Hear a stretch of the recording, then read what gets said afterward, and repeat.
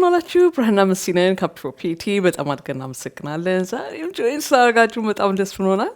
ድንገት ለማታውቁን ሰዎች እኔ ስሜ መስከረም ታደሰ ክፈተው ይባላል። የማታዩት ደግሞ በጣም ወደው ማከብረው ባለቤቴ ብርሃን መስቀል ጠንክር ባንኮ ይባላል። የሶስት የተወደዱ ልጆች እናትና አባት ነን። በጣም ደስ እያለን ነው ወደ እናንተ የምንመጣው። በጣም አድርገን እናመሰግናለን። ሰብስክራይብ እያደረጋችሁ ሰፖርት የምታደርጉን ፌስቡክ ላይ ያላችሁ ዌብሳይት ላይ ያላችሁ በጣም አድርገን እናመሰግናለን።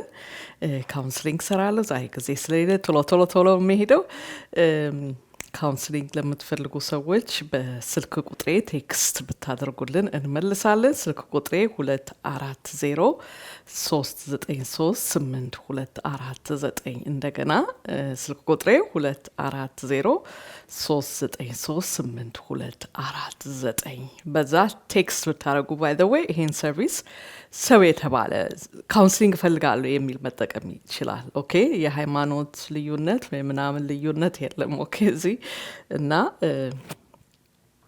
በዚህ ቴክስት ብታደርጉልን የሚያስፈልገውን ነገር እንዴት ክፍያ ስላለው ክፍያውን እንዴት መክፈል እንዳለባችሁ አፖይንትመንቱ እንዴት እንደምትይዙ የሚናገር ለሁሉም አንድ አይነት የሆነ እንልካለን። ኦኬ በዚሁ ወገኖቼ ወደ ጀመርነው የሐዋርያት ስራ አረንች ኤክሳይትድ በጣም በቃ የሐዋርያት ስራ እኮ በቃ የኛ ህይወት እኮ መሆን ያለበት ነው አይደል? በቃ ክርስቶስ አረገ፣ ካረገ በኋላ ያለ የተከታዮቹ ህይወት እኮ ነው።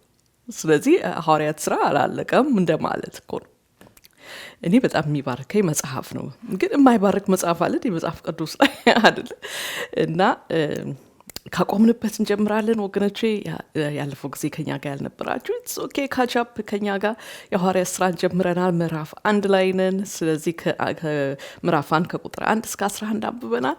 ዛሬ ደግሞ ጌታ ቢፈቅድ ከቁጥር 12 ጀምረን እስከ መጨረሻ እናነባለን ወገኖቼ። ይሄ የእግዚአብሔር ቃል ነው።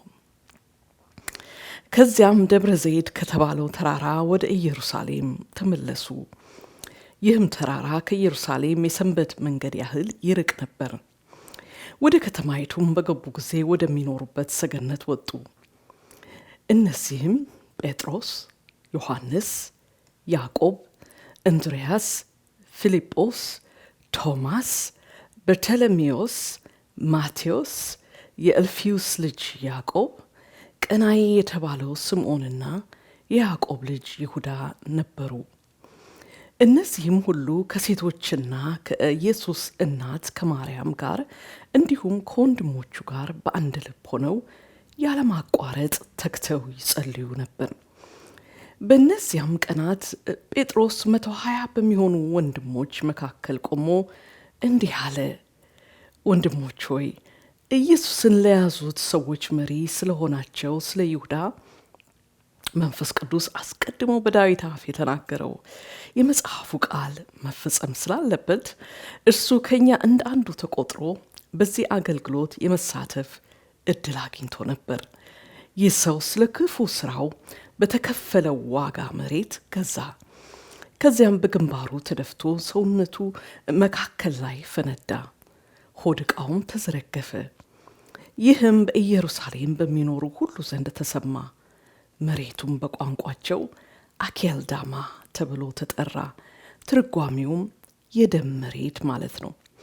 ጴጥሮስም በመቀጠል እንዲህ አለ፣ በመዝሙር መጽሐፍ መኖሪያው ባዶ ትሁን፣ የሚኖርባትም ሰው አይገኝ፣ ደግሞም ሹመቱን ሌላ ሰው ይውሰድ ተብሎ ተጽፏል።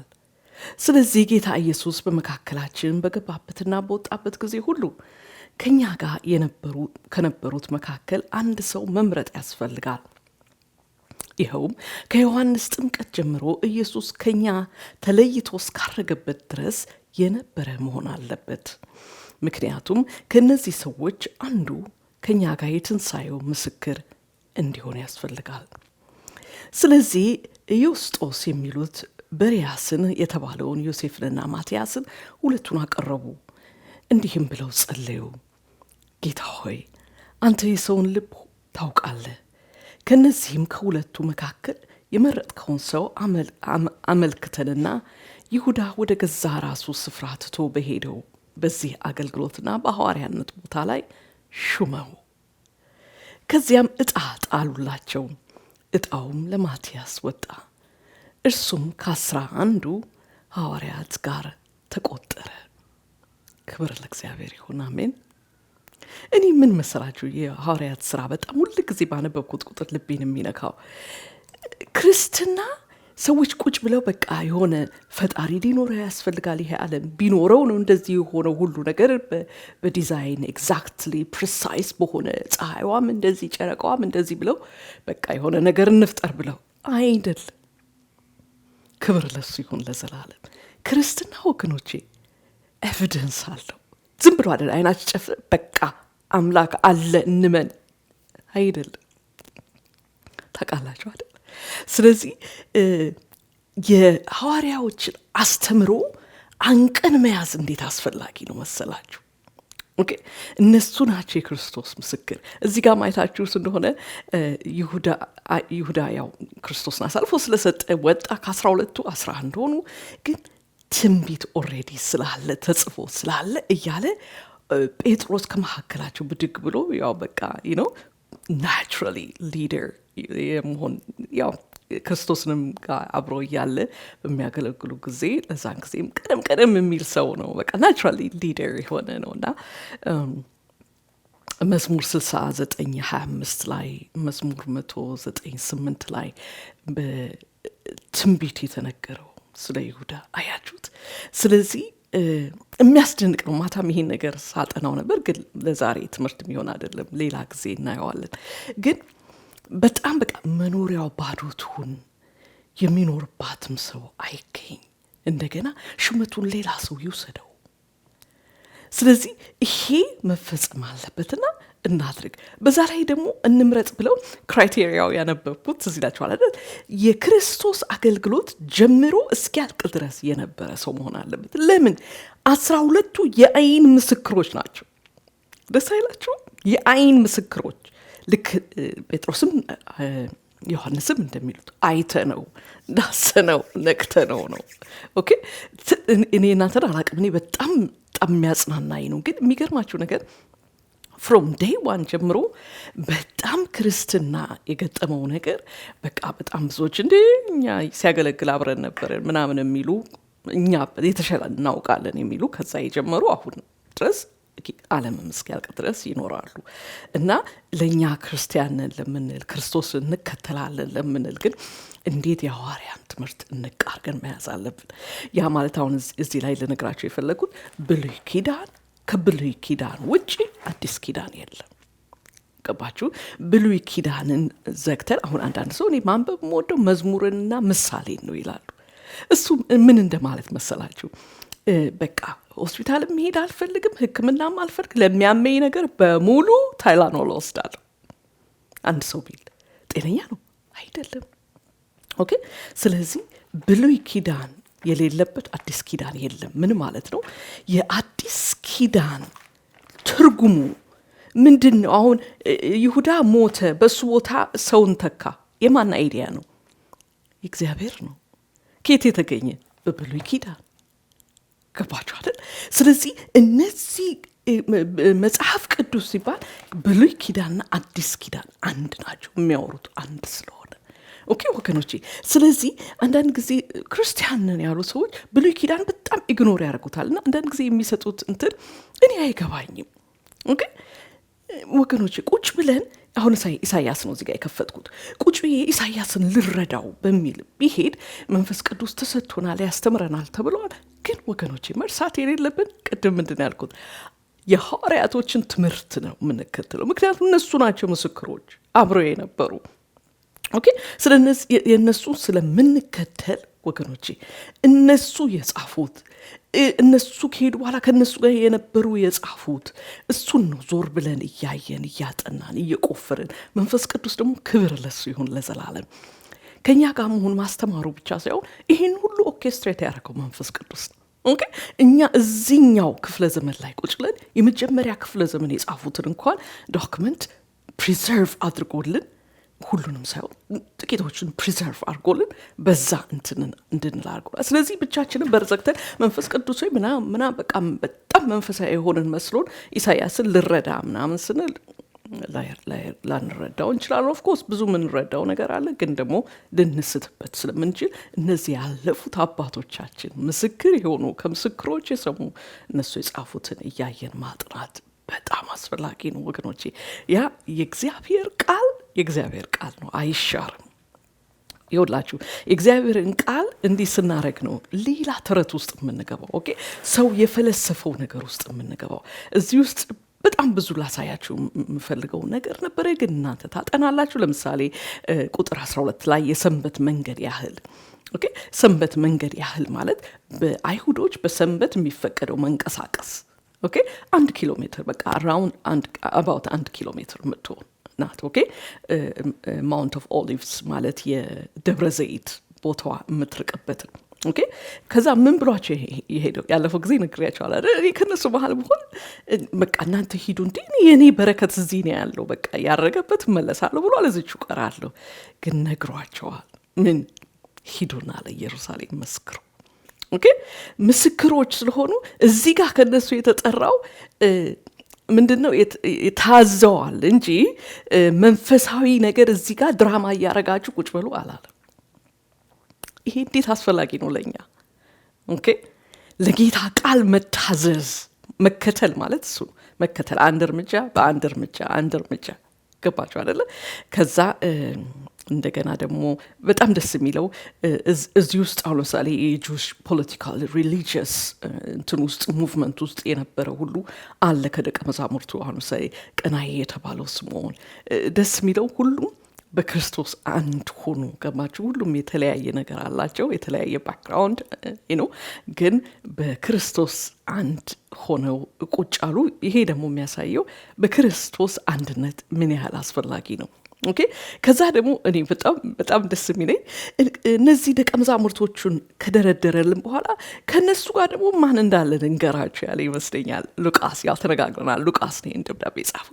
እነዚህ ሁሉ ከሴቶቹና ሳነብ ኮሜንታሪስ ላይ ከሴቶቹ የሚለው ሚስቶቻቸውን ኦኬ ከሴቶቹና ከኢየሱስ እናት ከማርያም ጋር እንዲሁም ከወንድሞቹ ጋር ወንድሞች ከክርስቶስ ወንድሞች ኦኬ እነ ጄምስ ጁድ ነበሩ። እንግዲህ እስከሚታወቅ ድረስ ስለ እህቶቹ ነው የማናውቀው እንጂ ማለት ስማቸውን ስለ ወንድሞቹ እናውቃለን። እና እኔ በጣም ደስ የሚለኝ መሰላችሁ፣ አስቡት አሁን እናት የሆነ ሰው እኔ አሁን ሳላይ አመማታር እናት ልጄ ሞቶ ከሞት ተነሳ ሲባል በቃ ተሰብስበን እንጸልይ የሚል ነው የሚመስላችሁ? ወይስ ከተማውን ሁሉ በጭወት በደስታ በእልልታ አቃጥየው ሰዎችን ሁሉ ሰብስቤ ደስታ ኑን ብላ እንጠጣ? ገባችሁ? ማርያም እንዴት ነው ልጇ ተነስቶ አይታው እዛ ጋር ደግሞ ወሬ የለም። እናቱ ምሮጣ ያዘችውና አቀፈችው የሚባል ነገር የለም። ወንድሞቹ ደግሞ እንዴት ይቃወሙት እንደነበር እናውቃለን አይደለ? ለምሳሌ ዮሐንስ ወንጌል ምዕራፍ 7 ላይ እንዴ ራስን ማግለጥ ፈልገ ለምን አትሄድም? በቃ ውጣ ወደ ኢየሩሳሌም ሲሉት እዚህ ይላቸዋል። ምን ማያምኑበትም ነበር ይላል ዮሐንስ። እዚህ ላይ ግን ወንድማችን ነው የኛ ወንድም አይደል? ከኛ ጋር አይደል እንዴ ያደገው? አባታችን ያናጢ ስራ ሲሰራ ያደገው ወንድማችን አይደል እንዴ ይሉት የነበሩት አወቁ መሲሁ እንደሆነ። ስለዚህ ያ ሪሌሽንሺፕ እንደሌለ ኦኬ። ስለዚህ እዚህ ጋር እነሱም ቦርን አጌን ክርስቲያንስ ናቸው። በምን ያመኑ? በጌታ ኢየሱስ ያመኑ። ኦኬ ማርያም ራሷ በሉቃስ ምዕራፍ 1 ላይ ስለ ራሷ ስትናገር ባሪያውን ያስበ ትላለች አይደለ? እና እሱ በጣም እዚህ ጋር ያለውን በጣም እንትን ይለኛል። አንዳንድ እዚህ ጋር እንግዲህ አንዳንድ ሃይማኖቶች አውጥተው የሚናገሩት ነገር አለ መጽሐፍ ቅዱስ ላይ የሌለ። መጠንቀቅ አለብን ወገኖች። ያመነው ነገር አንደኛ ምንድን ነው ማለት፣ ሁለተኛ መጽሐፍ ቅዱስ ጋር የት ጋር ነው ያለው፣ ይሄኛው እንዴት ነው እንትን የሚለው እያልን አምነናል የምንለውን ነገር ማወቅ አለብን። ግን ሁሌ እንደምለው ሃይማኖት አያድንም ወገኖች። የሚያድነው አንድ አዳኝ ከሰማይ የመጣ የእግዚአብሔር ልጅ ጌታ ኢየሱስ ነው። ምክንያቱም እሱ ብቻ ነው ለሰው ኃጢአት የሞተው። እሱ ብቻ ነው በመስቀል ላይ ተሰቅሎ ተቀብሮ በሶስተኛው ቀን ከሙታን ተነስቶ ያረገው። ኦኬ ሞቶ ቢቀር ኖሮ ወየው ጉዳችን አይደል? እዳችን ተከፍሎ በቃ ሙታን እዳችን የተከፈለ ነበር ምን ነው። ግን ከሙታን ስለተነሳ ለኛም ትንሳኤ በኩር ሆነ። የመጀመሪያው ከሙታን የተነሳ እና ላዛር ምናምን ከሙታን አልተነሱም። ታውቃላችሁ አይደል? ያው ሪሰስቴት ነው እንጂ የተደረጉት ያው ሞተዋል። ጌታ ኢየሱስ ግን ለዘላለም ክብር ለሱ ይሁን ለዘላለም በትንሣኤን የተነሳውና እኛ የምንጠብቀው እኛ የምንጓጓው ይሄ ዓለም ይሄ ኑሮ የተለያየ ነገር ድቅቅ ሲያደርገን ነፍሳችን አይዞሽ የምንላት በምንድን ነው? ሬዘሬክሽን አይደል ወገኖቼ? ትንሣኤ አለ። ኦኬ ስለዚህ በጣም ደስ የሚለኝ ደግሞ ያለ ማቋረጥ ጸልዩ ነበር። ክብር ለእግዚአብሔር ይሁን። ሁሉም ማርያምም ወንድሞቹም ተሰብስበው እንደገና ደግሞ ይሁዳ ለመሳተፍ እድል አግኝቶ የሚለው ቃል በጣም ልቤን ይነካዋል ወገኖቼ። ሁላችንም ይችን ቀን ዛሬ ካየን እድል ነው የተሰጠን። ኦኬ ይሄ እድል ለምንድን ነው የተሰጠን ብሎ ለመመለስ በጣም ቀላል ነው። ሁላችንም ይቺ እድል የተሰጠችን ወደ እግዚአብሔር እንድንመለስ ነው። ኦኬ እግዚአብሔርን እንድንታዘዝ ነው። ምን ያህል መታደል ነው ወገኖቼ ሰው በተሰጠው እድል መጠቀም። ስለዚህ ሞኞች አትሆኑ ይላል እግዚአብሔር ቃል ወደ ኤፌሶን ሰዎች። እሺ ወገኖቼ ሞኞች አንሆን። መዓት ሕዝብ የተከተለውን ነው መከተለው አንበል። እውነት ምንድን ነው? ክርስቶስ ምን አለ? እውነት ሕይወት መንገድ እኔ ነኝ፣ ከእኔ በስተቀር ወደ አብ መምጣት የሚችል የለም። ተዘግቷል። በቃ ገባችሁ አይደል? ስለዚህ ክርስቶስን የማታውቁት ክርስቶስን ስለ ክርስቶስ ያልሰማችሁ ያላችሁ ወይም ደግሞ የክርስቶስን ታሪካዊ ክርስቶስ የምታውቁ ሕያው ነው። ክርስቶስ ከሞት ተነስቷል። ለዘላለም ሕያው ነው። ይመለሳል፣ ይመጣል። የሚመጣው ደግሞ ልንገራችሁ የሞተ ሰው በሙሉ ሁሉም ሰው ከሞት ይነሳል። አንደኞቹ የሚነሱት ለፍርድ፣ አንደኞቹ ግን ለዘላለም ሕይወት። ኦኬ ወገኖቼ ክርስቶስ ማለት የሰውን ዘር ለሁለት የከፈለ ማለት ነው። ክርስቶስ ላንተ ክርስቶስ ላንቺ ማን ነው የሚለው ሰዎችን ሁለት ይከፍላል ወገኖቼ። በዚህ ሳይድ መሆን እንዴት መልካም ነው። ምክንያቱም ስለ ሲኦል ያወራል እግዚአብሔር ቃል እውነት ነው። እሺ ወገኖቼ እና ቀድሜ ነገርኳችሁንም የትንሣኤው ምስክር እንዲሆኑ ያስፈልጋል የተባለው እኛም ዛሬ የትንሣኤው ምስክር ነው። እንዲያውም በኋላ ነግራችኋለሁ ብዬ ነበር ያሰብኩት፣ አሁን ልናገር ወገኖቼ። ክርስቲያንን የምንል እግዚአብሔር ረድቶን ወደ ልጁ መንግስት አፍልሶን ክርስቶስን የምንከተልና የምናመልክ ከሆነን ለሌሎች መመስከር ያለብን ጌስዋት አለባበሴን እዩ፣ ካንቺ አይለይም፣ ልጆቼን እዩ፣ ካንቺ ልጆች አንቺ በሽተኞች ናቸው ይባላል እንዴ ወገኖቼ? አንድ እናት እንዴት ልቧ ስብር ብሎ ስታጫውተኝ ነበር እና በቃ እሷ ኦቲስቲክ ልጆች አሏት። ነገሩ ሁሉ አልገባትም። እግዚአብሔር ረግሞኝ ነው፣ ተቆጥቶኝ ነው፣ ሊቀጣኝ ነው፣ ይሄ ሁሉ ኃጢአት አለኝ፣ ለሱ ሊከፍለኝ ነው። በጭንቀት ውስጥ ናት ያለችው። በቃ ብዙ ሰው እንደሚሆነው ኦቲስቲክ ችልድረን ይዛ ከሰው ሸሽታለች። ምክንያቱም ሰዎች ምን ሰርተሽ ሆነ የተረገምሽው? እንደገና ደግሞ ክርስቲያንን የምንል እግዚአብሔርን የምናመልክ የኔ ልጆች ያቸው እንዴት ጤነኛ እንደሆኑ እንደተባረኩ ይቅር ይበለን፣ ይቅር ይበለን። የክርስቶስ ምስክር እንሆን እንጂ ወገኖቼ። የዚህ ምድራዊ እግዚአብሔር ቃል ሲናገር አይደለ ለዚሁ ዓለም ክርስቶስን ተስፋ ያደረግ ነው ከሆነ ከሰው ሁሉ ምስኪኖች ነን።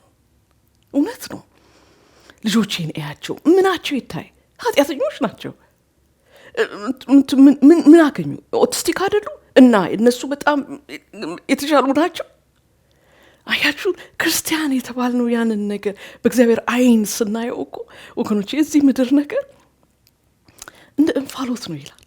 ሁሉ ነገር እንዴት ብሎ ያልፋል። ስለዚህ ብቻ አይደለም ክርስቶስን ያመንነው። እንዲህ ስለ ልጆቻችን ግድ አይለንም እያልኩ አይደለም። ክርስቶስን ግን ለሌላ የምንነግረው ወገኖቼ እንደሆነው እንደኖረው ክርስቶስ ማን እንደሆነ እንጂ እኔና ክርስቶስ የሚባል አምላክ እሱ ጣዖት ነው። እኔና ያዘንጥሻል ምናምን የሆነ መኪና ይገዛልሻል፣ እሱን መጽሐፍ ቅዱስ ላይ አናነብም ወገኖቼ። እኔም አሁን ተረሳኝ እንጂ አንድ የሆነ ያደረኩት ነገር ትዝ ይለኛል። እንደዚህ ለሰዎች ስለ ክርስቶስ ለመናገር ሁላችንም እንደሱ አይነት ቴንደንሲ ይኖረናልና መጠንቀቅ አለብን። የክርስቶስ ታማኝ ምስክሮች እንድንሆን። እዚህ ጋር ደግሞ የእግዚአብሔርን ፈቃድ ለማወቅ ጸለዩ ይላል እግዚአብሔር ቃል። አንተ የወደድከው ምረጥ አሉ። ጃፓን ክራይቴሪያ ጻፉ ከኛ ጋር የነበረ 3 ዓመት አብሮን የነበረ አሉ ከዛ ጸልዩ ከዛ እጣ ተጣጣሉ እንዴት ተሰብስበው እስቲ ማን ምን ይሰማዋል ጴጥሮስ አንተ ምን ይሰማሃል ጴጥሮስ ደግሞ የነሱ እንትን ሆኖ ማከለኛ መሪ ሆኖ አንተ ምን ይሰማሃል ወይ ዮሐንስ አንተ ከደረቱ ተጠጋ ነበር አንተ ምን ይሰማሃል አላሉ ከብዙዎቻችን የተሻለ መንገድን እጣ እግዚአብሔር ቃል ሲናገር ምሳሌ 16:33 ላይ እጣ በጉያ ውስጥ ይጣላል ውሳኔው በሙሉ ግን ከእግዚአብሔር ዘንድ ነው አሜን በቃ ጭንቃ ስለሚያውቁ እጣ ጣሉ ማቲያስ ወሰዱ ክርክሬ ጭቅጭቅ የኔ ስሜት እኔ ግን ድምጽ ተሰምቶኝ ነበር እኔ ግን እዚህ ጋር እንዲ ተሰምቶኝ ነበር የሰው ስሜት ኢሞሽን እዚህ ጋር አልተጠየቀም እግዚአብሔር ቃል ከእግዚአብሔር ቃል በሚለው ላይ አክት አረጉ ጣጣሉና አንተ ያልከው ምረጥ ክብር ለሱ ይሁን ለዘላለም በዚሁ ያለፈው ሳምንት አቆምኩበት ጋር ቀደም ባይዘው ያልኩት ቃል አንደኛ ቆሮንቶስ ምዕራፍ 15 ቁጥር 19 ላይ ነው ያለው ክርስቶስን ተስፋ ያደረግነው ለዚች ህይወት ብቻ ከሆነ ከሰው ሁሉ ይልቅ የምናሳዝነን ወይም በቀደመው በዚህኛው ትርጉም ደግሞ ምስኪኖች ነን ይላል አይደለ ምስኪኖች አንሆንም አሜን እግዚአብሔርን ለዚህም ህይወታችን ፊቱን የምንፈልገው እግዚአብሔርን ነው ግን ደግሞ አብዝተን ማየት ያለብን አሻግረን ማየት ያለብን ስለ ትንሣኤ የማያልቅ ህይወት አለ ይሄ እንደንፋሎት የሚያልቅ ህይወት ነው የማያልቅ ስለዚህ ክርስቶስን ተስፋ ያደረግነው ለዛ ለማያልቀው ነው ለዚህ ብቻ አይደለም እና ያለፈው ጊዜ የሚገርማችሁ ነገር ያለፈውን ቪዲዮ ካወጣው በኋላ for some reason የማይተዋወቁ ሰዎች በተለያየ መንገድ reach out አድርገውኝ the same ነገር ስላሉኝ እናንተም ድንገት ልትሉኝ ትችላላችሁ የስላሰብኩ ዛሬ በትህትና ልናገር ፈለኩኝ እሱ ምንድነው መስኪ መቼ ነው የምታቀርቢው ለሲንግሎች ወይም ደግሞ ለወጣቶች ትምህርት ምክንያቱም ሰሞኑን በሙሉ የምታቀርቢው ለተጋቡ ሰዎች ነው የሚል ነው አይገርማችሁም ተመሳሳይ እና ዛሬ ባጭሩ ለዛ መልስ መስጠት ፈልጋለሁ የሚገርማችሁ ነገር እንደዚህ ያሉኝ ሰዎች የማያውቁት ናቸው ይሄን appeal for purity ብዬ ደግሞ እንዳልን በጣም የሚያውቁት ሰዎች ናቸው ያሉኝና የዛሬ ስንት ዓመት መቁጠሩን ያስፈራ ነው አይደል የዛሬ ስንት ዓመት ዲስክራይብ አድርጌ ተናግሬ ነበር ዛሬ ደግሞ እግዚአብሔር ይሄን እድል ከሰጠኝ ለሌሎቻችሁም በዚሁ አጋጣሚ ልናገር ይሄ አገልግሎት actually ለወጣቶች ነው ከመጀመሪያ እስከ መጨረሻ ኦኬ አይኖ ብዙዎቻችሁ እንዴ መስኪ ለምንድን ነው ወጣቶች እኔ ካገባሁኝ 40 ዓመት እንዴ ተጠቅሜያለሁ ባንቺ ትምህርት እኔ ካገባሁኝ 30 10 ዓመት ተጠቅሜያለሁኝ በጣም ነው እግዚአብሔርን ማከብረው ግን የተነሳውበትን ሚሽን እንደገና በውስጥ እግዚአብሔር ያስቀመጠው ፓሽን ሂድ እንኳን ብለው መሄድ አይችልም ያው ታቃላችሁ ብዬ አስባለሁ አይደለ ከእግዚአብሔር ያገኘን የተቀበልነው ነገር ኢግኖር ስናደርገው ኢግኖር ማይደረግም አይደለ በውስጣችን የሚመላለስ ፓሽን ነውና እኔ የሚገርማችሁ ነገር መጀመሪያ ሌላ ጊዜ እናገራለሁ ይሄ ምስክርነት የድሮ ታሪክ ምናምን ብዙ ጊዜ I'm not interested ግን appeal for purity ራሱ ከመጸነሱ ጀምሮ በምንድን ነው የመጣው ካላችሁኝ ሴቷ ልጅ ገና 11 ዓመቷ ሆኖ አሁን የ24 ዓመት ልጅ ዴላዌር የምትኖር ኬሚካል ኢንጂነር ናት እሷ 11 ዓመቷ ሲሆን ክላስሜቷ ያለን አንድ ወንድ ማም አይኑን ብታዩ በጣም ያምራል ብላኝ ኦኬ ልጄ በዚህ ውስጥ እንድታልፊ እኔ ባለፍኩበት እኔ በሄድኩበት በውር ደንቆሮ እውር ሆኜ ይሄንን ዓለም እንደዚህ እንደዳሰስኩ አንቺ እንድዳስሽ አልፈልግም ብዬ በልቤ ወጥቼ መጽሐፍ በቃ እነሱን ትምህርት ቤት ድሮፕ አረጋለሁ ከዛ መጽሐፍት ቤት ነው ማሳልፈው ላይብራሪ ሳይሆን ቡክ ስቶርስ መጽሐፍ ለመግዛትና ብዙ ያገኘሁት መጽሐፍ እንደኔ በእውርነት ወደ ዓለም ገብቶ ምንድነው ይሄ ምንድነው ሴት ማለት ምንድነው ወንድ ማለት ምንድነው ምናምን ብለው በዛ ውስጥ ለኖሩ ሰዎች ማጽናኛ ነው ብዙ ሰው የጻፈው ኦኬ እኔ ግን የምፈልገው ኢኖሰንት ለሆነች ኦኬ በእኔ እጅ ነው ያደገችው፣ በቤት ነው ያደገችው። እንደገና ደግሞ ፕራይቬት ስኩል በጣም ትንሽ ትምህርት ቤት ነው ሄደችው። ምንም ነገር አታውቅም። ኦኬ ፕራይቬት ስኩል እንዲህ አይነት ነገር የለም እያልኩ አይደለም። ኦኬ ግን በነበረችበት እድሜ እንትን ተብሎ በዛ ላይ አስተማሪና ፔረንትስ በጣም ግንኙነት ያለበት ትምህርት ቤት ነውና you know what's going on every day። በዛ ላይ በሆነ በሰበብ አስባቡ እዛ ነው የምገኘው። ኦኬ እና ታውቃላችሁ ለምን ኤክስፖዝድ እንደሆነችና ለሷ አይነት ኢኖሰንት ልጆች ኢንፎርም የማድረግ ነው ይሄ አገልግሎት። ኦኬ ትልቁ ግን የኔ አጀንዳ ሆኖ ለዛን ጊዜ በቃ መጽሐፎችን ስከታተል በቃ በጣም ብዙ መጽሐፎች አገኘሁኝ፣ ግን ለሷ የሚሆን አላገኘሁም። እና በቃ ለምን እኔ ራሴ አልመክራትም ብዬ መጽሐፍ ጀመርኩ። በቃ እነሱን ድሮፕ አድርጋለሁ፣ ከዛ ገብቼ ላፕቶፔን ይዤ ታይፕ አድርጋለሁ፣ ከዛ እንደገና ድሮፕ አድርጊያቸው ገብቼ ደግሞ ቆይ ይሄን ሀሳብ ልጨምርላት እያልኩኝ ገባችሁ። ከዛ በኋላ ነው መጽሐፍ የሆነውና ያው ቢዮንድ ዘ ፌሪ ቴል መጽሐፍ ፓብሊሽ የተደረገው። ከዛ ያው ቢዮንድ ዘ ፌሪ ቴል ፓብሊሽ ከመደረጉ በፊት አፒል ፎር ፒዩሪቲ ጀመረ እና ይሄ አገልግሎት ጀምሮ እንደ እግዚአብሔር ፈቃድ ደግሞ ይለቅ ባለበት ጊዜ እስከሚያልቅ እንደማውቀው እንደ ዛሬው ነገን አላውቅም፣ በኋላን አላውቅም፣ ግን እሱ እንደሚያውቀው በዚሁ የሚቀጥል ይመስለኛል። ታርጌት ኦዲየንሴ ወጣት ነው። ኦኬ ልጆች ናቸው። ኦኬ ትልቅ ሰዎች እኔም ራሴ ትልቅ ነኝ ወገኖቼ። ትልቅ ሰዎችን አስቤ ትምህርት አዘጋጅቼ አላውቅም። ገባችሁ አይደለ? ወጣቶችን እና ትዳር ውስጥ እኮ አይደሉም። የስ ትዳር ውስጥ ስላልሆነ እኮ ነው እንደዚህ ዲቴል ማስተምረው።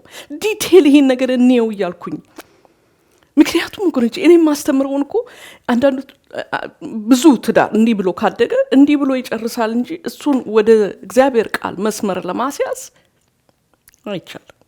ባጭሩ ተስፋ ላስቆርጥ አይደለም፣ ኑሯችንን ህይወታችንን ማስተካከል አንችልም እያልኩ አይደለም።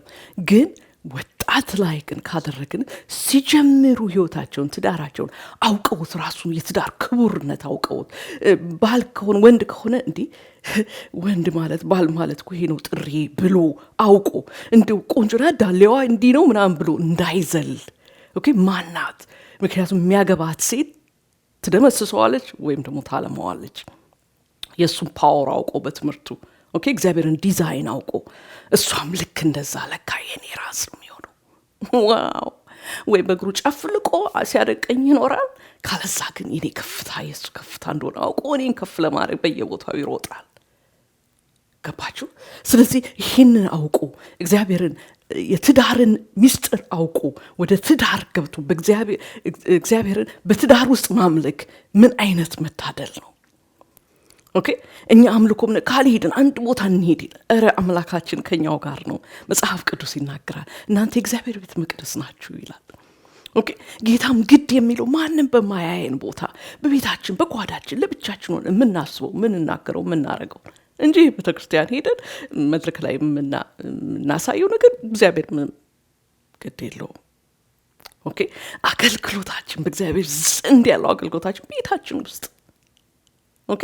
ስለዚህ እነዚህ ወጣት ልጆች አሁን የምመኘው ቅድም እንዳልኩት ሴቷ ልጅ አሁን እንዲያውም በስታዲ በጣም early ነው ፒዩበርቲ ብዙ ልጆች በቃ በተለይ በሴቶች ቶሎ እንትን የሚሉት ይባላልና ያው እንደ እድሜያቸው ወላጆቻቸው በሚያውቋቸው ሬኮመንድ አደርጋለሁ። ግን ደግሞ መጽሐፉ ሲባል የጻፉት የዛሬ ስንት ነው አመት የጻፍኩት መጽሐፍ ሲባል ብዙ ጊዜ ሬኮመንድ ማድረገው ከ13 አመት ነው። ግን 13 too late እንዴ ብዙ ነገር ያውቃሉ በ13 እና ሁሉ ጊዜ ኢንቪዥን ማረገው የ11 የ12 የ13 የ14 አመት ወጣት ልጆች በስማ እግዚአብሔር የምናመልክበት ቤተክርስቲያን ውስጥ በቃ እኛ ጡረተኞች ነን።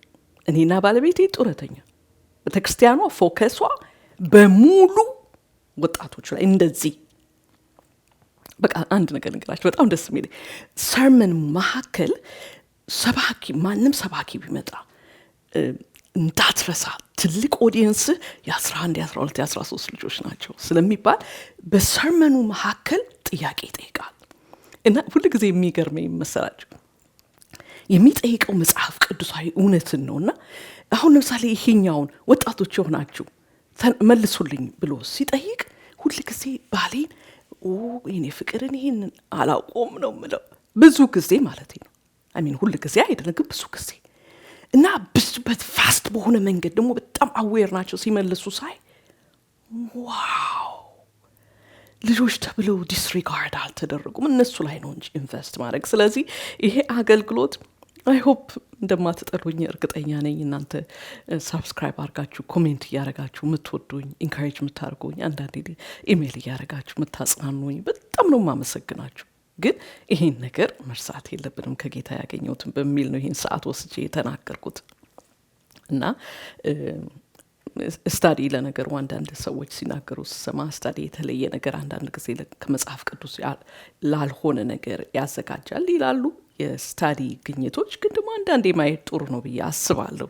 እና ግን በክርስትናውም በተደረገ በጣም ሂውጅ በተደረገ ስታዲ በድግምግሞሽ ረጅም ዘመን የወሰደ ወደ ጌታ የሚመጡ እስከ 85% ወጣቶች ናቸው። አይገርማቸውም? ከ18 ዓመት በታች ኦኬ። እነሱ ላይ ኢንቨስት ማድረግ እንዴት መልካም ነው። ሌላው ግን ጡረተኛ ነው ብዬ ነው የማስበው። እንዳጽፉልኝ ደግሞ እኔው ራሴ እኮ ነው ያልኩት። ገባችሁ? እናንተን አይደል እኔንም። ኦኬ። ጡረተኛ ላይ መስራት መጽናናት ነው። በቃ እንሞት ነው። ስለዚህ አይዞሽ አይዞሽ የተባባልን ሞትን እየጠበቅን መኖር ነው። በቃ አንዳንድ ጊዜ የተጣመመው ነገራችን እንደተጣመመ ሲነገረንም አንሰማም፣ ለመማርም አንችልም። አንጎላችን አድጎ ጨርሷል። አንዳንድ ቦታው ጮማ ነው፣ ሌላ ነገር የለውም። ገባችሁ? ወጣት ግን አይደለም። ገባችሁ አይደል? ስለዚህ ፕሊዝ ይሄን እያያችሁ ያላችሁ ወጣቶች የምታውቁ ለእናንተ ነው ለካ ይሄን ትምህርት የምታቀርበው ለእኛ መስሎን እያላችሁ እነሱን ጋብዙልኝ አደራ ብዬ ይሄን ነገር ለእናንተው ለምትረዱኝ ሰዎች በትህትና አደራውን እሰጣችኋለሁ። ኦኬ። በዛው ያቆምንበት ቦታ እንሄዳለን።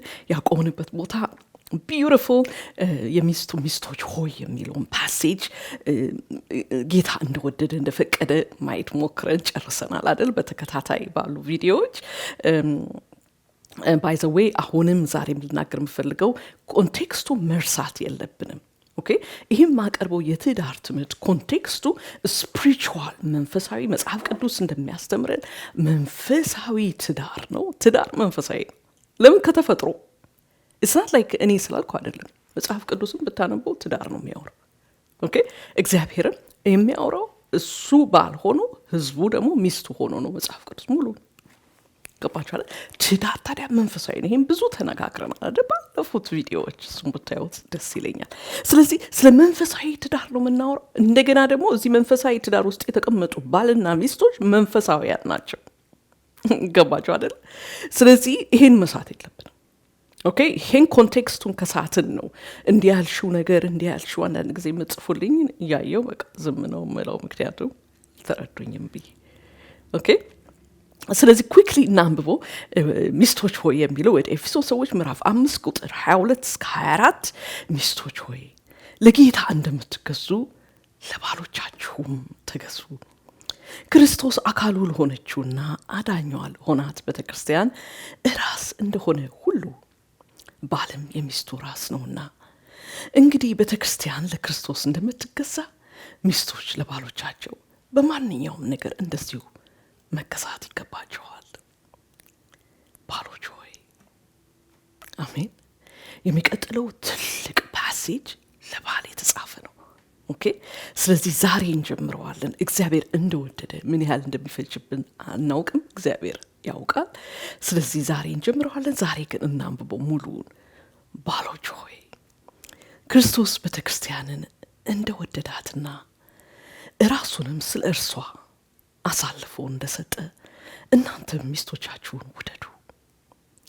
በቃሉ አማካኝነት በውሃ አጥቦ በማንጻት እንድትቀደስ እንዲሁም ጉድፍ ወይም የፊት መጨማደድ ወይም አንዳች እንከን ሳይገኝባት ቅድስትና ነውር አልባ የሆነች ክብርት ቤተክርስቲያንን አድርጎ ለራሱ ሊያቀርብ ነው። ባሎችም እንደዚሁ ሚስቶቻቸውን እንደገዛ ስጋቸው መውደድ ይገባቸዋል። ሚስቱን የሚወድ ራሱን ይወዳል። የገዛ ስጋውን የሚጠላ ማንም የለም። ይመግበዋል፣ ይንከባከበዋል። ክርስቶስም ለቤተክርስቲያን ያደረገው ልክ እንደዚሁ ነው። እኛ የክርስቶስ አካል ብልቶች ነን። ስለዚህም ሰው አባቱንና እናቱን ይተዋል፣ ከሚስቱም ጋር አንድ ይሆናል፣ ሁለቱም አንድ ስጋ ይሆናሉ። ይህ ጥልቅ ምስጢር ነው። እኔም ይህን ስለ ክርስቶስና ስለ ቤተክርስቲያን እናገራለሁ። ሆኖም ከእናንተ እያንዳንዱ ሚስቱን እንደራሱ አድርጎ ይውደድ፣ ሚስቱም ባሏን ታክብር። ሁልጊዜ እንደምናገረው በቀደመው ትርጉም ምን ይላል? ሚስትም ባሏን ትፍራ ይላል። ሪቨር ታድርገው። I love that translation። እዚህ ጋር ታክብር ይላል፣ ግን ታክብር የሚለውም ሪቨር ከሚለው ጋር የሚሄድ ነው። ግን ትንሽ የሚከብደው እሱ ነው አይመስላችሁም? ትፍራ የሚለው ሪቨር ታድርገው። እግዚአብሔር ባስቀመጠው ቦታ የክርስቶስን ቦታ ስለሰጠው። ያለፈው ጊዜ እንደነገርኳችሁ ሚስቶች ወይ የሚለው በ53 ቃል ሲጨርሰው፣ ባሎች ወይ የሚለው ግን በ164 ቃል ነው የጨረሰው። ኦኬ። ስለዚህ ዛሬ በጀነራል ፖይንት ነው የምንጀምረው። ተስፋ ያደረኩት ቁጥር 25ን እንጀምረዋለን ብዬ ነው ያሰብኩት፣ ግን ጌታ እንደወደደ ይሁን አይደል። እና ጀነራል ፖይንት መናገር እፈልጋለሁ። ይሄን አሁን ያነበብነው ፓሴጅ ባሎች ሆይ የሚለው ምንድን ነው? የእግዚአብሔር ቃል ነው ወገኖቼ። ሰማችሁ?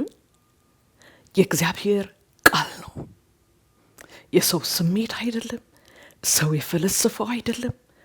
ሰዎች ለምሳሌ ይህን ደብዳቤ የጻፈው ሐዋርያ ጳውሎስ በመንፈስ ቅዱስ ተመርቶ የጻፈው የእግዚአብሔር ቃል ነው። እሺ፣ ምንም ነገር ሊለውጠው ማንም ምንም ነገር አድርጎ ሊያጠፋው የማይችል ለዘላለም የሚኖር የእግዚአብሔር ቃል ነው። ገባችሁ አይደለ? ጴጥሮስ የተናገረው በጣም ደስ ይለኛል። ላንብበው ፓሴጁን። ቅድም በኋላ እናወራለን ብያችሁ ነበረ፣ ግን ደግሞ ዛሬ ነካ አደርገዋለሁ። ግን ሌላ ቀን እመጣበታለሁ ብዬ ተስፋ በጌታ አደርጋለሁኝ። እሱም ሁለተኛ ጴጥሮስ ምዕራፍ 1 ከቁጥር 16 እስከ 21 እንደዚህ ይላል ጴጥሮስ። ስለ ጌታችን ኢየሱስ ክርስቶስ ኃይልና ስለ መምጣቱ የነገርናችሁ የእርሱን ግርማ በዓይናችን አይተን እንጂ በሰዎች ጥበብ የተፈጠረውን ተረት ተከትለን አይደለም። ምክንያቱም ከግርማው ክብር በእርሱ ደስ የሚለኝ የምወደው ልጄ ይህ ነው የሚል ድምፅ በመጣለት ጊዜ ከእግዚአብሔር አብ ክብርና ሞገስ ተቀብሏል። እኛም ከእርሱ ጋር በቅዱስ ተራራ ላይ በነበርንበት ጊዜ ይህ ድምፅ ከሰማይ ሲመጣ ሰምተናል። እንግዲህ ትንቢታዊ ቃል ይበልጥ ተረጋግጦልናል። ሌሊቱ እስኪነጋና የንጋት ኮከብ በልባችሁ እስኪበራ ድረስ በጨለማ ስፍራ ለሚበራ መብራት ጥንቃቄ እንደሚደረግ እናንተም ለዚህ ቃል ብትጠነቀቁ መልካም ታደርጋላችሁ። ለየትኛው ቃል? እነዚህ በዓይን ያዩት ክብሩን በጆሮ የሰሙት አብረውት የነበሩት ምስክር የጻፉት እንዴት አርጋችሁ ይላል? ትንቢታዊን ቃል ይበልጥ ተረጋግጦልናል ይላል። ይሄን ጴጥሮስ የሚያወራው ምን እንደው ታውቃላችሁ? ብሉይ ኪዳን ነው። ኦኬ፣ ለዛን ጊዜ አዲስ ኪዳን በደንብ ታትሞ አላለቀም። ኦኬ፣ ስለዚህ ስለ ብሉይ ኪዳን በእጃቸው የዕብራውያን የያዙት መጽሐፍ ቅዱስ ስለነበር በእጃቸው፣ ስለዚህ ነው የሚያወራው። እዚህ ላይ የተጻፉት ትንቢታዊ ኢሳይያስ፣ ኤርምያስ የሚባለው እንግዲህስ ትንቢታዊ ቃል ይበልጥ ተረጋግጦልናል። ምንድነው ያረጋገጠልን? እኛ ያየ ነው። እንደዛም ወደ ልጄ የሚል ድምፅ ሲመጣለት ከሰማይ የሰማ ነው። በዛ ላይ ደግሞ ሪፈር የሚያደርገው ማቴዎስ ምዕራፍ 17 ላይ፣ ማርቆስም ሉቃስም ላይ ታገኛላችሁ። 17 ላይ የተጻፈው ትራንስፊግሬሽን ጌታ ኢየሱስ ኦል ኦፍ ሳድን በቃ ተገልጦ ሙሴና ኤላጃ መጥተው ሲያናግሩት አይተዋል። ለዛን ጊዜ ያው ታስታውሳላችሁ ደስ እንትን እላለሁ አስባለሁ። ማቴዎስ 17 ላይ ጴጥሮስ በቃ ለአንተ ለሙሴ ለኤልያስ ቤት ድንኳን እንስራና እዝቹ እንኖር ጌታ ኢየሱስን ከማን ጋር ደመረው? ከሙሴና ከኤልያጃ አይደል ደምሮት። ለሱ ይመስለኛል ይላሉ ብዙ መጽሐፍ ቅዱስ አዋቂዎች ያ ቃል ከሰማይ የመጣው። የትኛው ቃል? በእርሱ ደስ የሚለኝ የምወደው ልጄ ይህ ነው። ኢየሱስ ከማንም ጋር አንድ አይነት አይደለም። ኦኬ። ስለዚህ ምን ይላል? ይሄ ምን ጽፍላችሁ በትንቢታዊ ነገር ተረጋግጧል። የምንናገረው በአይናችን አይተን በእጃችን ዳብሰን በጆሮአችን ሰምተን እየመሰከርን ያለው በትንቢት የተጻፈ ነገር ነው። በትንቢት በሙሉ ተረጋግጧል። ማህተም አለበት። ከዛ የሚለውን ስሙ። እንግዲህ ትንቢታዊ ቃል ይበልጥ ተረጋግጧል። ሌሊቱ እስኪነጋና የንጋት ኮከብ በልባችሁ እስኪበራ ድረስ። ወገኖቼ መጽሐፍ ቅዱስን አንሰልች። መጽሐፍ ቅዱስ ማንበብ ስንችል ጠበቅ ብለን እንያዘው። ኦኬ። ሰዓት ለይተንለት ስልክ ምናምኑን ዲስትራክሽን ዞር አድርገን መንፈስ ቅዱስ እርዳኝ ብለን የምናጠናበት የታወቁ የተከበሩ ኦኬ ደቀ መዛሙርቶችን አስተምሮ የሚከተሉ የነሱ ማቴሪያል ቁጭ አድርገን እንድናጠና እንግለጠው። ምን ይሆናል? የንጋት ኮከብ በልባችን ይበራል። ክብር ለሱ ይሁን ለዘላለም። የንጋት ኮከብ በልባችሁ እስኪበራ ድረስ በጨለማ ስፍራ ለሚበራ መብራት ጥንቃቄ እንደሚደረግ። ለምንድነው ጥንቃቄ የሚደረገው? እሱ ከጠፋ በቃ ጨለማ ውስጥ ቀርን ማለት ነው። ገባችሁ? በጨለማ ውስጥ ጭልጭል የምትላየት ካለች ለሷ እፋት በሉ፣ አተንፍሱ። ከጠፋች በቃ ምንም ነገር የለንም ነው የሚባለው አይደል? ልክ እንደዛ ነው የእግዚአብሔር ቃል። ወገኖች አዳምጡኝ፣ በተለይ ልጆች የሆናችሁ አዳምጡኝ። ይሄ የእግዚአብሔር ድምጽ ነው፣ የእግዚአብሔር ቃል ነው። ሰው ይሄንን ካገኘ የትም አይንከራተትም። በቃ በተለያየ እኔ አውቃለሁ በሚል ሰዎች አይንከራተትም። ያሳርፋል ይሄ ቃል። ለምን? የእግዚአብሔር ቃል ነው። ኦኬ። እኔ ስላልኩት ደግሞ አይደል። ማጥናት ከፈልጋችሁ አጥኑ ስለ መጽሐፍ ቅዱስ ታሪክ። ኦኬ። ምን ያህል ማንም ምንም ሊያጠፋው በቃ ያልቻለ መጽሐፍ። አይገርምም? ዛሬ እግዚአብሔር በእጃችን አድርሶት እግዚአብሔር ቃል ነው። ከዛ ይቀጥልና ጴጥሮስ በጨለማ ስፍራ ለሚበራ መብራት ጥንቃቄ እንደሚደረግ እናንተም ለዚህ ቃል ብትጠነቀቁ መልካም ታደርጋላችሁ። ከሁሉ አስቀድሞ ይህን ልታውቁ ይገባችኋል። በመጽሐፍ ያለው የትንቢት ቃል ሁሉ ማንም ሰው በገዛ ራሱ መንገድ የሚተረጉመው አይደለም። ምክንያቱም ትንቢት ከእግዚአብሔር የተላኩ ሰዎች በመንፈስ ቅዱስ ተመርተው የተናገሩት እንጂ ከቶ በሰው ፈቃድ የመጣ አይደለም ይላል። ቅድም እንዳልኳችሁ ጴጥሮስ እዚህ ጋር ሪፈር የሚያደርገው ብሉይ ኪዳን ነው። ግን ገስዋት እሱም አያውቅም። በመንፈስ ቅዱስ የተመራ አዲስ ኪዳንን ጸሐፊዎች ከሆኑት አንደኞቹ ነበረ። ኦኬ።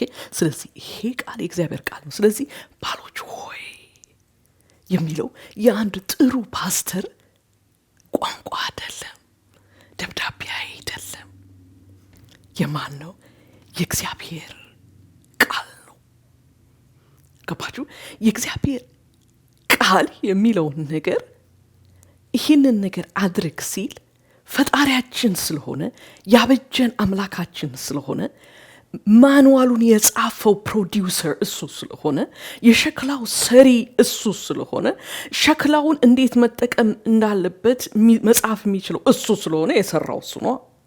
ያበጀን እሱ ስለሆነ እንዴት ብንሆን መልካም እንደሆነ የሚያቀሱ ነው። እኛ ደግሞ ልናረገው የምንችለው ያለንን ነገር ያውቃል። ለምን? የሰጠን ነገር ነው። ገባችሁ? አሁን እግዚአብሔር በቃሉ ላይ ኦኬ አሁን 3 ልጅ ወልዳችኋል። እኔና ብራሂን አሁን ሳይ እንዲህ ቢለን 3 ልጆች ወልዳችኋል፣ አሁን 5 ጨምሩ ራሳችሁ ፍጠሩ ቢለን ከየትና መተዋለን? መፍጠር አንችልም። መፍጠር የማን ነው? የሱ ነው። ገባችሁ? ስለዚህ እግዚአብሔር ስለሆነ ትልቅ አምላክ ስለሆነ የእውቀት ሁሉ ምንጭ እውነተኛ ስለሆነ ያውቃል። የምንችለውን ነገር የማንችለውን ነገር ያውቃል። ስለዚህ ያልሰጠንን ነገር አምጡ ብሎ አይጠይቅም። ገባችሁ? ስለዚህ ባሎች ሆይ ሲል በባል ውስጥ ያስቀመጠውን ያውቃል ፈጣሪ ስለሆነ። እንደገና ደግሞ በክርስቶስ እንደገና ሲፈጥረን በክርስቶስ እንደገና ሲወልደን አዲስ ፍጥረት እኮ ነው ያደረገን አይደል? መጽሐፍ ቅዱስ እንደሚል አዲስ ፍጥረት አድርጎ ሲሰራን አዲስ ፍጥረት ይሆንበት ፍጡር አዲስ ፍጡር ሆኖ በክርስቶስ ዳግም የተሰራው ምን ማድረግ እንደሚችል ያውቃል። አያችሁት? ስለዚህ ይሄ ቃል የእግዚአብሔር ቃል ነው። ባል ይሄንን ቃል እግዚአብሔር ቃል ነው ወይስ ቃል አይደለም የሚል ውስጥ ከገባ ወይም ይሄ እኮ አንዳንድ ሰዎች ብዙ የሚሉ ሰምታችኋል አይደለም? ይሄ እኮ ማነው እንደተመቸው የሚጽፈው ተረት እኮ ነው። ለዛ ዛሬ እኮ 2025 ነው፣ ይሄ መጽሐፍ ምንም አይጠቅምም የሚሉ ሰዎች አቤት እንዴት ያስፈራል! እንዴት ያስፈራል ወገኖች! አይደለም መጽሐፍ ቅዱስ ዘላለማዊ ነው። ሰማይ ምድር ቢያልፍ ይቀላል ይላል ጌታ ኢየሱስ። እግዚአብሔር ቃል አያልፍ። ኦኬ። ስለዚህ አንደኛ እግዚአብሔር ቃል ነው። ይህን ትእዛዝ ሚስትህን ውደድ ያለው ማን ነው? እግዚአብሔር። ገባችሁ አይደል? ስለዚህ ባል እኔ አንቺን አልወድሽም ለምን ውደድም ቢል አንቺ የምትወደጅ አይደለም፣ እኔ እሷ ውደደኝ አላለች። ማን ነው ሚስትህን ውደድ ያለው? እግዚአብሔር። ኦኬ። ስለዚህ እግዚአብሔር እንደዚህ አሁን አንዷን ቨርስ ላይ ያለችው ነው ሚስትህን ውደድ የሚለውን ለዚህ ቃል ልታዘዝ ሚስቴን ልውደድ ብሎ ባል ራሱን ለዛ ቃል ሲሰጥ ለማን ነው የሚታዘዘው? ለእግዚአብሔር። አይገርማችሁ? ለሚስቱ አይደለም፣ ለምኑ አይደለም፣ ለቤተክርስቲያን አይደለም፣ ለእግዚአብሔር። ኦኬ። ስለዚህ አንድ ነገር ለመታዘዝ ራሳችንን ስንሰጥለት ባንታዘዝስ የሚለውን ነገር ደግሞ ማሰብ ጥሩ ነው። ኦኬ። ባይታዘዝስ በቃ እኔ ሚስቴን እግዚአብሔር እኔ ሚስት ስለማያውቃት ነው እንደዚህ ብሎ የጻፈው እንጂ ሌላ ጥሩ ሚስቶች ስላሉ በእነሱ ተመክቶ ይሆናል የጻፈው እንጂ እኔ ሚስቴን ስለማያውቃት እኔ ሚስቴን አልወድም። መዘዝ አለው። አያችሁት? እግዚአብሔር አድርግ የሚለው ነገር ያለን ማድረግ የምንችለው ዳግም ደግሞ በክርስቶስ ሲወልደን ወደ ልጁ መንግስት ሲያፈልሰን ምን አይነት ተፈጥሮ እንዳለን ያውቃል። ምን ከጎናችን እንዳለ ያውቃል። መንፈስ ቅዱስ ጸጋው ምህረቱ ከኛው ጋር ነው። ገባችሁ አይደል? ስለዚህ ውደድ ሲል ይሄን ሁሉ ሰጥቼ መውደድ ትችላለህ እያለ እምቢ ካልክ ግን መሰሳለሁ። ኦኬ። ስለዚህ መጀመሪያ መጠየቅ ያለብን ጌታ ኢየሱስ ለዚህ ባል ለተባለው ማን ነው? ገባችሁ አይደል? ባሎች ሆይ የሚለውን ከመጀመራችን በፊት ያንን ሰው መጠየቅ ያለብን በህይወት ጌታ ማን ነው?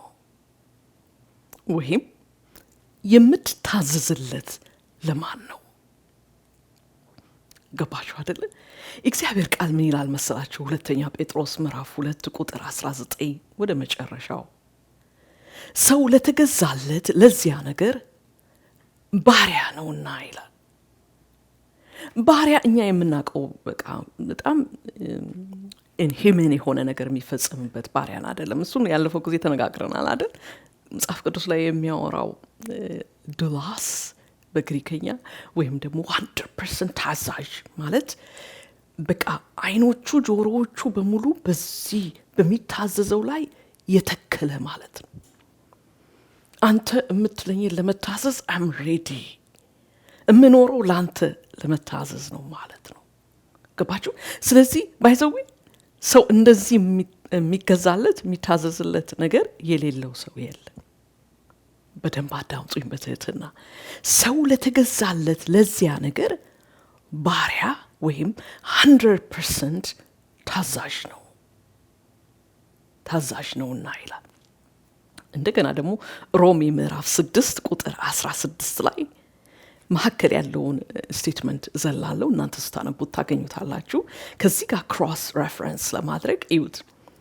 ራሳችሁን እንደ ባሪያ አድርጋችሁ ስታቀርቡ ለምትታዘዙት ለእርሱ ባሮች እንደሆናችሁ አታውቁምን ይላል። ኦኬ። ለማን ባሪያ ነህ መጠየቅ ነው ያዘው። ኦኬ። እንደገና ደግሞ ዮሐንስ ምዕራፍ 8 ከቁጥር 31 እስከ 34 ጌታ ኢየሱስ ሚላን መሰላችሁ። ኢየሱስም በእርሱ ያመኑትን አይሁድ እንዲህ አላቸው፣ በትምህርቴ ብትጸኑ እናንተ በእውነት ደቀ መዛሙርቴ ናችሁ። እውነትንም ታውቃላችሁ፣ እውነትም ነፃ ያወጣችኋል። እነርሱ መልሰው እኛ የአብርሃም ልጆች ነን፣ ለማንም ባሪያዎች ሆነን አናውቅም። ታዲያ ነፃ ትወጣላችሁ እንዴት ትለናለህ አሉት። ኢየሱስም እንዲህ ሲል መለሰላቸው፣ ዋው እውነት እላችኋለሁ ኃጢአት የሚያደርግ የኃጢአት ባሪያ ነው። ኃጢአት ማለት እግዚአብሔር ያለውን ተቃዋሚ የሚያደርግ ማለት ነው። ሌላ ትርጉም የለው። ኃጢአትን የሚያደርግ የኃጢአት ባሪያ ነው። ያለፈው ጊዜ የተነጋገርነውን ዝም ብዬ ሳመራይዝ ላድርገው። መጀመሪያው አካባቢ ኦኬ፣ ምንድነው ያልነው? ሁላችንም ሁሉም ሰው የተባለ በሙሉ ወደዚህ ዓለም የሚመጣው የኃጢአት ባሪያ ሆኖ ነው አይደለ ወገኖቼ? ተነጋግረናል። በአዳምና በሔዋን ውድቀት ሰው ማድረግ የሚችለው ጉብዝናው በኃጢአት ነው። እግዚአብሔርን መፈለግ የሚባል ነገር ማንም ሰው ላይ የለም በተፈጥሮ። ገባችሁ? ስለዚህ ዳዊት ስለዚህ ነገር ሲናገር መዝሙር 51:5 ላይ ስወለድ ጀምሮ በደለኛ፣ እሱም ደግሞ ከገረማችሁ ስወለድ የተወለደ አራስ ልጅ የሚል በደለኛ ነው፣ ኃጢአተኛ፣ ኃጢአት ባሪያ። እሱ ነው የገረማችሁ። ይቀጥልና ገና እናቴም ስትጸንሰኝ ኃጢአተኛ ነኝ። እውነት ነው። እናቱ የጸነሰችው ከእናቱና ከአባቱ ዘር ስለሆነ የእናቱና የአባቱ ዘር የመጣው ከኃጢአት ስም ጸነስም በደለኛ ነኝ። ኦኬ። ስለዚህ ወደዚህ ዓለም የመጣ ሰው ምንድን ነው እድል ፈንታው? በአየር ላይ ላሉ መንፈሳዊያን ኃይላት ገዢ ለሆነው መንፈስ ታዛዥ መሆን፣ መንገዱንም እየተከተለ ምን አይነት ሰው ነው? ከፍጥረቱ የቁጣ ልጅ የሆነ ነው። ባይዘው ይሄንም ፓራፍሬዝ ማድረግ ያለው ወደ ኤፌሶን ሰዎች ምዕራፍ 2 ላይ የሚለውን ሁላችንም ወደዚህ ዓለም ስንመጣ የቁጣ ልጆች፣ የኃጢአት ባሮች፣ ሰይጣን እንደፈለገ በሪሞት ኮንትሮል እንደሚያደርገን አልፈልግም ወይም ምርጫም ነገር ደግሞ አይደል። ኦኬ። ኃጢአትን እምቢ ማለት አይቻልም። በቃ አይቻልም። እስረኛ ነው። ገባችሁ አይደል? በዚህ ዓለም ለዚህ ዓለም ገዢ ታዛዥ እንደሱ ሆኖ ነው ሰው የሚመጣው። ኦኬ። ከዛ ግን ወንጌልን ሲሰማ እና ወደ ክርስቶስ ሲመጣ የእግዚአብሔር መንፈስ እንደገና ሲወልደው የእግዚአብሔር መንፈስ ወደ ልጁ ወንጌልን ሲሰማ ፕሮባብሊ ማን ያውቃል? ይህንንም ቪዲዮ እንደ ድንገት የከፈተና የሚያይ ሰው ሊኖር ይችላል። እግዚአብሔር ያንን ሰው ስማ ብሎት ሊሆን ይችላል። አናውቅም። ስለ ክርስቶስ ሲሰማ ክርስቶስ ለሰው የተሰጠ ብቸኛ አንደኛ አዳኝ ነው፣ ሌላ የለም። ወደ ክርስቶስ ሰው ካልመጣ የኃጢአት ባሪያ እንደሆነ ይኖራል፣ የኃጢአት ባሪያ እንደሆነ ይሞታል፣ ወደ ዘላለም ጥፋት ይሄዳል። ወደ ክርስቶስ ካልመጣ ወደ ክርስቶስ ወደ ዘላለም ሕይወት የሚወስደን ክርስቶስ ብቻ፣ እኔ እውነት መንገድ ሕይወትም ነኝ ያለው። ኦኬ። ስለዚህ ይህንን ወንጌል ሲሰማ ለኃጢአት የሞተው ለካ ከኃጢአት ነፃ መሆን አልችልም፣ ለካ እኔ ማድረግ የምችለው ኃጢአት ብቻ ነው እያለ ያንን ሁሉ መሻት በልቡ አስቀምጦለት እግዚአብሔርን ሲፈልግ፣ ሰው እኮ እግዚአብሔርን ሲፈልግ ላይትሊ ማየት የለብንም። ኦኬ። ያንን ሁሉ መፈለግ የሰጠው እኮ እግዚአብሔር በምህረቱ ነው። ለዚህ ነው አንድ ቀን ሲሰጠን የምህረት ቀን ናት። ኦኬ ወገኖቼ፣ እንዲህ አይነት የእግዚአብሔርን እውነት ወደ ልባችን አምጥቶ እንድንቀበለው፣ እንድናምነው፣ እንድናስተውለው የሚያደርገን የእግዚአብሔር መንፈስ ነው። ኦኬ። መጽሐፍ ቅዱስ ምን ይላል መሰላችሁ? ከዛ በፊት ስለዚህ ይህንን ወንጌል ተቀብሎ ወደ ክርስቶስ ከመጣ አዳኜ ጌታዬ ማመልጠው ከሲኦል ማመልጠው ከዚህ ዓለም ገዢ በዚህ ዓለም ገዢ እንደዚህ ተይዤ በኃጢአት ያለ ምንም ምርጫ ከመኖር ነፃ የሚያወጣኝ ክርስቶስ ነው። ከኃጢአት ባርነት የሚያወጣኝ ክርስቶስ ነው። ታውቃላችሁ አይደል? ክርስቲያን ስለፈለገ ነው የሚያደርገው ኃጢአት። ይሄን ሌላ ቀን ብናገረው ይሻላል። this huge ኦኬ። ከባርነት ነፃ ያወጣ ነው። ኃጢአትን ያደርጋል፣ ይደናቀፋል፣ ይወድቃል። yes የኃጢአት ገዢ ነው። ክርስቲያን የኃጢአት ተገዢ ባሪያ አይደለም። በኃጢአት ውስጥ ቁጭ ብሎ መኖር አይችልም። በኃጢአት ውስጥ ቁጭ ብሎ ሰው እየኖረ ጌታን አመልካለሁ ካለ ይሄ ምስክር ይሁነው፣ ይሄ እውነት ኦኬ። ለነፃነት ነው የጠራን ይላል ገላትያ ላይ። ኦኬ። ክርስቶስ ነፃ አውጥቶናል። ስለዚህ ምን አይነት መንገድ ነው የክርስቲያን ማለት ነው? ይሄን ክርስቶስ አውቆ ይሄ ክርስቶስ ምን ያህል እንደሚወደው የማወቅ ጉዞ ነው ክርስትና ማለት። ገባችሁ አይደል? ወደ ኤፌሶን ሰዎች ምዕራፍ 3 ከቁጥር 14 እስከ 19 እንደዚህ ይላል። በዚህም ምክንያት በአብ ፊት እንበረከካለሁ። ያለፈው ጊዜ በደንብ አይተነዋል። ወደ ኤፌሶን ሰዎች አይደለ ያላቸውን ነገር በሙሉ ነገራቸው። በክርስቶስ አዲስ ዳግም ነው የተወለዳችሁ፣ ሙታን ነበራችሁ እንዳትረሱ ይላል ምዕራፍ 2 ላይ። ከዛስ አሁን ግን በቃ ይሄ ሁሉ አላችሁ በክርስቶስ። ከዛስ ስለዚህ ይላል በዚህም ምክንያት በአብ ፊት እንበረከካለሁ። ምን ልታደርግ ሐዋርያ ጳውሎስ? ከእርሱም በሰማይና በምድር ያለ ቤተሰብ ሁሉ ስያሜ ያገኛል። በውስጥ ሰውነታችሁ እንድትጠነክሩ ከክብሩ ባለጠግነት በመንፈሱ በኩል ኃይል እንዲሰጣችሁ ጸልያለሁ። ይኸውም በእምነት ክርስቶስ በልባችሁ እንዲያድር ነው። ደግሞም ስር ሰዳችሁ በፍቅር ታንጻችሁ የክርስቶስ ፍቅር ስፋቱ፣ እርዝመቱ፣ ከፍታውና ጥልቀቱ ምን ያህል እንደሆነ ከቅዱሳን ሁሉ ጋር የመገንዘብ ኃይል እንድታገኙ ነው። እስከ እግዚአብሔር ሙላት ሁሉ ልክ ደርሳችሁ እንድትሞሉ በደንብ አዳምጡት። ከመታወቅ በላይ የሆነውን የክርስቶስን ፍቅር ታውቁ ዘንድ ነው። አያችሁት? ክርስትና ማለት ዋው! ጌታ አምላክ ፈጣሪ ይህን ሁሉ ዩኒቨርስ የሰራው እኔን ወደደኝ፣ እኔን ወዶ ልጁን ሰጠ፣ እኔን ልጁ አድርጎ ሊቀበለኝ አዳፕት ላይ ያደረገኝ። የልጅነት ስልጣን ሰጣቸው። ምን ማለት ነው ታውቃላችሁ? ስልጣን ለሰው የሚሰጠው የሌለው ከሆነ ነው። ለዚህ ነው አዳፕሽን። አንዳንድ ሰው አዳፕሽን መጽሐፍ ቅዱሳዊ አይደለም ይላል። እኔ የትኛው መጽሐፍ ቅዱስ እንደሚያነበው አላውቅም። ኦኬ፣ ስልጣን የተሰጠ በሮም ጊዜ የነበረ የአዳፕሽን ፒክቸር ነው የሚያሳየን። ሮሜን ስታጠኑ ታገኛላችሁ። ኦኬ፣ እኔን ልጁ አድርጎ አዳፕት አደረገኝ። ይሄን ወገኖቼ አንድ ቨርስ አጥንተን ወይም ደግሞ አንድ መጽሐፍ አንብበን የምናገኘው አይደለም። አንድ መጽሐፍ ቅዱስ ሙሉ አንብበን የምናገኘው አይደለም። በዘመናችን ሁሉ ኢቭን ወደ ዘላለም ህይወታችን ስንሄድ የማያልቅ ባህር ነው፣ ታውቆ የማያልቅ የእሱን ፍቅር። ስለዚህ ከመታወቅ በላይ የሆነውን የክርስቶስን ፍቅር ታውቁ ዘንድ ነው። ኦኬ፣ ስለዚህ ዘፍጥረት ምዕራፍ 29 ላይ ለእግዚአብሔር መታዘዝ ወገኖቼ ከፍቅር ውጪ የለም። ገባችሁ? ህግ መጣ አይደል? ወደ ኋላ ልመልሳችሁ። ህግ መጣ፣ በሙሴ መጣ። ለህጉ ታዘዙ አልታዘዙ? ክርስቶስ መጣ። ምን ሊቀይር? ከህግ ባርነት ነፃ ሊያወጣን። አሁን ምን አደረገን? የፍቅር ባሮች። ማንን አፍቅረን? ይህንን ለእኛ ኃጢአት የሞተውን ለእኛ በአብ ቀኝ ሆኖ የሚማልደውን አምላክ። አንድ ጊዜ ፍቅር ደግሞ ጊዜ ይፈልጋል፣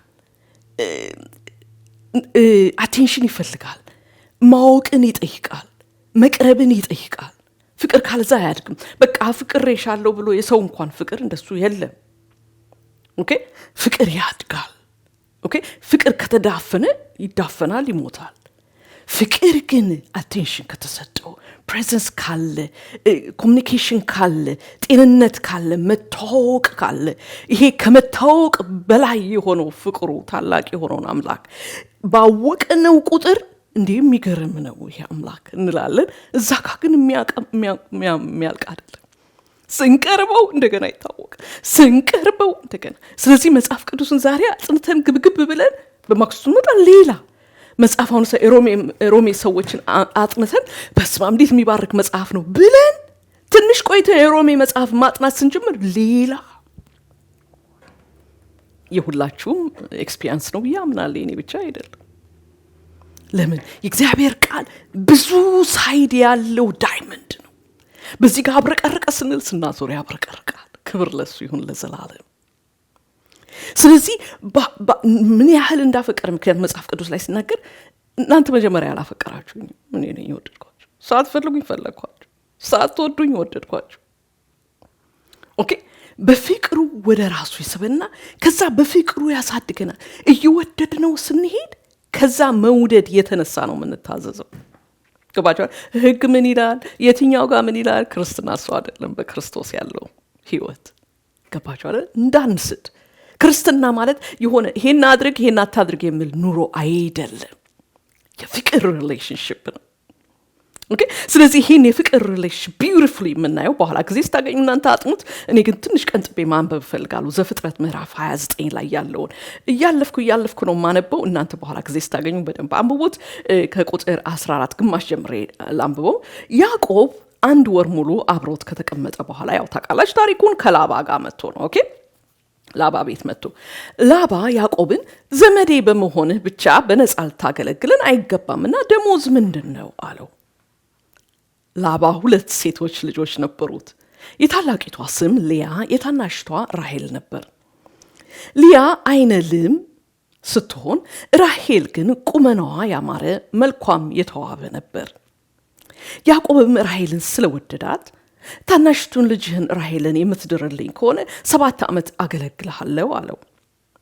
ላባም መልሶ ለሌላ ሰው ከምድራት ለአንተ ብድራት ይሻላል፣ እዚሁ አብረኸኝ ተቀመጥ አለው። ያዕቆብም ራሄልን ለማግኘት ሲል 7 ዓመት አገለገለ። አሁን አጣምጡት ምን እንደሚል። አጥብቆ ይወዳት ስለነበር 7 ዓመት እንደ ጥቂት ቀን ሆኖ ታየው። አስቡት፣ ከብት እኮ ነው የሚጠብቀው። ከከብት ጋር እኮ ነው ጠዋት በሌሊት ተነስቶ ሄዶ ከነሱ ጋር ማታ ይመጣ። ምንድነው ጉልበቱ? ፍቅር።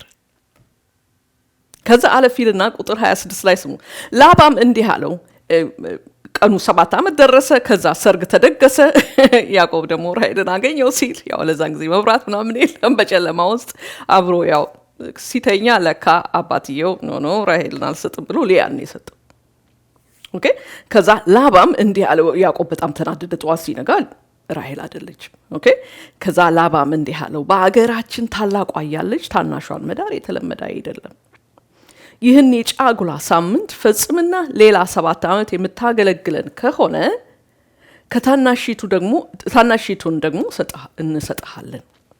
ያዕቆብም በነገሩ ተስማማ። ከሊያ ጋር ተሞሽሮ 7 ቀን ከቆየ በኋላ ላባ ልጁን ራሄልን ለያዕቆብ ዳረለት። 2 ሰርግ ባክ ቱ ባክ። ገባችሁ አይደለ? ከጫጉላ ቤት ሲወጣ ሌላ ጫጉላ ቤት ገባ። ከዛ በኋላ 7 ዓመት አገለገለ። ለምን? አሁንም በፍቅር። ኦኬ። ከቆየ በኋላ ላባ ልጁን ራሄልን ለያዕቆብ ዳረለት። ባላ የተባለች አገልጋዩንም ደንገጡር እንድትሆናት ለራሄል ሰጣት። ያዕቆብ ከራሄልም ጋር ተኛ። ራሄልን ከሊያ አብልጦ ወደዳት። ከዚያም የተነሳ ሌላ 7 ዓመት ላባን አገለገለው። አያችሁት? ጌታን ማገልገል፣ ጌታን ማምለክ ማለት በፍቅር መታዘዝ ማለት ነው። አይ ነው አሁን ያነበብኩት ፓሴጅ በጣም ትልቅ ነው። በደንብ ብዙ ልንነጋገርበት እንችላለን። ግን አንድ ነገር እንድታዩ የፈለግኩት ምን ያህል የፍቅር ሕግ እንደሆነ እግዚአብሔር ሕግ እኛን ስለሚወደን የሚያስፈልገንን በሙሉ በክርስቶስ ሰጥቶን በላሁን ይሄን አድርግ። ህፃናት ልጆቻችንን እንኳን መራመድ ምንለው የሚወድቁበት ነገር እንዳይኖር ምንጣፍ አድርገን በጣም ባለቤቴም ትዝ ይለኛል ለነሱ ከወደቁ የሚላቸው የሚደግፋቸው ነገር ተደርጎ ስናስተምራቸው እግዚአብሔርም ለኛ የሚያስፈልገንን ነገር በሙሉ ይላል። 1ኛ ጴጥሮስ ላይ የሚያስፈልግ ለመታሰብ የሚያስፈልገን ነገር በሙሉ 2ኛ ጴጥሮስ መሰለኝ የሚያስፈልገን ነገር በሙሉ ለመንፈሳዊነት ሰጥቶን ከዛ ባሎች ሆይ ሚስቶቻችሁን ውደዱ ይላል። ማንም ሰው ወገኖቼ ስሙኝ፣ ባል የተባለ ሚስቱን መውደድ አይችልም መጀመሪያ ክርስቶስን ካልወደደ። ለምን ካላችሁኝ እግዚአብሔር ራሱን እኮ ፍቅር። ሰው በራሱ ፍቅር የለው። ሰው በኃጢአት ምክንያት የኃጢአት ባሪያ ስለሆነ የሚወደው ራሱን ነው። እኔ መቼኝ ለኔ ብቻ ያለ ነው የሚመጣው። እሱ ደግሞ ራሱን ገዳይ ነው። ታውቃላችሁ? ራሱን ለእግዚአብሔር ሰጥቶ ለሌላ ልኖር የሚል የክርስትና ህይወት ነው። ስለዚህ ባሎች ሆይልና ለማን ይጠራዋል? አንድ ሴት ባሎች ሆይ ክርስቶስ ቤተክርስቲያንን እንደወደዳትና ራሱንም ስለ እርሷ አሳልፎ እንደሰጠ እናንተም ሚስቶቻችሁን ውደዱ። ስለዚህ እዚህ ጋር ባሎች ሆይ ብሎ ውደድ ይላል። የተጠራበትን ከፍታ ደግሞ ይውት ክርስቶስ እስከምን ድረስ ነው መወዳት? እንዲስ ካረገች የለም ምንም ነገር የለም። ክርስቶስ ለምን አይነት ቤተክርስቲያን ነው የሞተው? በጣም አሪፍ ለሆነች በጣም ለምታምር በጣም ለምትዘንጥ ራሳችን ማየት ነው አይደለም። ማንም አይፈልጋት በደም የተነከረች አስቀያሚ ለሲኦል ለተመደበች ለሷ ነው የሞተው፣ እሷ ነው የወደዳት።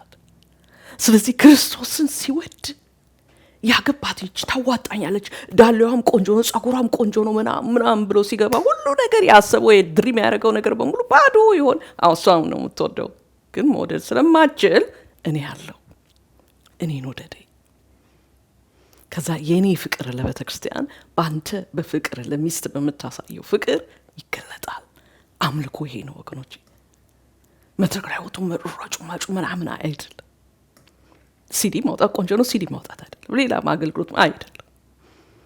ትልቅ አምልኮ የክርስቲያን ለእግዚአብሔር መታዘዝ ነው።